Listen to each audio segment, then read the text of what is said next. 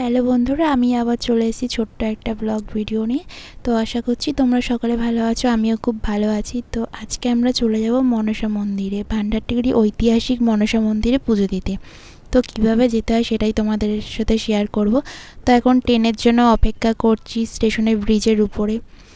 আর সামনেই যেহেতু ঝুলন্ত ছোট ছোট ভাই বোনরা, দেখো এই ছোট্ট গোপালটাকে নিয়ে ওরা পয়সা তুলছে। তো আমার কাছ থেকেও চাইলো কিছু, তো আমিও দিলাম। ওদের মুখে হাসি দেখো কি সুন্দর, এই সারাদিন ঘুরে বেড়ায় ঝুলন করবে বলে। আর গোপালটা এত সুন্দর দেখতে, খুবই সুন্দর দেখতে ছিল।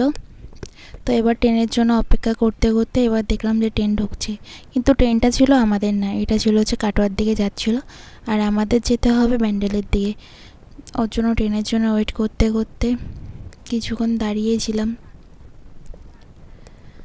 তো দেখো ট্রেন ঢুকে গেছে এদিকে, এবার আমাদের ট্রেনে ঢুকবে। তো আস্তে আস্তে আমরা এবার নেমে যাব ব্রিজ থেকে নেমে হাঁটা শুরু করেছি। ট্রেনের অ্যানাউন্সমেন্ট হয়ে গেছে যে ট্রেন আসছে, তার জন্য আমরা হাঁটতে শুরু করে দিলাম। গেছিলাম আমি আর আমার ননদ দুজনে মিলে পুজো দিতে। আমরা শনি মঙ্গলবার যাইনি, যেহেতু প্রচণ্ড ভিড় হয়। তো রবিবার দিন গেছিলাম। দেখো ট্রেনে কি ভিড়, তার মানে সবাই জল ঢালতে যাচ্ছিলো তারকেশ্বরে, তার জন্য ট্রেনে এত ভিড় ছিল। তারপরে চলে আসলাম ঠাকুরের জন্য সন্দেশ কিনতে। তো এই দোকান থেকে সন্দেশ নিয়ে নিলাম। তো দুধ নিয়ে যাইনি, তো একটা ঘোষ যাচ্ছিলো, ঘোষের থেকে দুধ কিনে দিলাম। এইদিকে ঠাকুরমশাই বাইরে গাছগুলোকে পুজো করে নিচ্ছে। বাইরে অনেক ঠাকুর আছে, তো এই ঠাকুরগুলোকে পুজো করে নিচ্ছে। পুরো এই গাছের চারিপাশেই সব মনসা ঠাকুর আছে।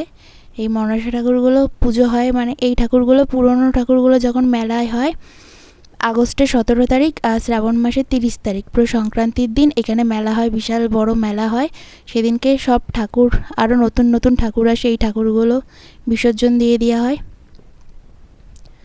এই দেখো ভিতরে অনেক ঠাকুর আছে।